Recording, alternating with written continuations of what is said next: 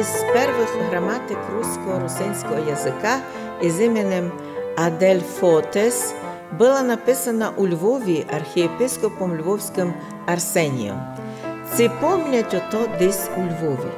Думаю, що не помнять, но ще будуть і судити того, хто їм їх власну історію напомнить. Православний цареградський патріарх Єремія II, Транос по-гречески його фамілія, іде создавати для Руси патріаршество. Но вдумайтеся, їде іменно через руський Львів, не Львів, а Львов тоді, де його помічник, архієпископ Львовський Арсеній, создає вами пом'януту, одну з перших граматик руського язика. Вона називалася Адельфотес, или наука о 8 частях слова в назидание многоіменитому, внимание, російському роду.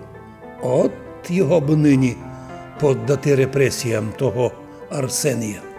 Мало сього, дальше пак Єремія, о ужас, призиває Львовське православне братство к єдинству з Москвою.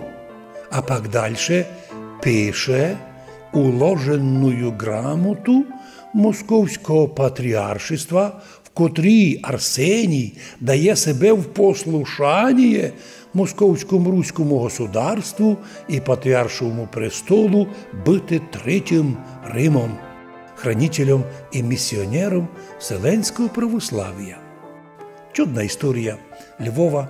Хочу додати, що нинішні люди Західної країни практично історії свої не знають, а живуть лише казочками і всякими там небилицями.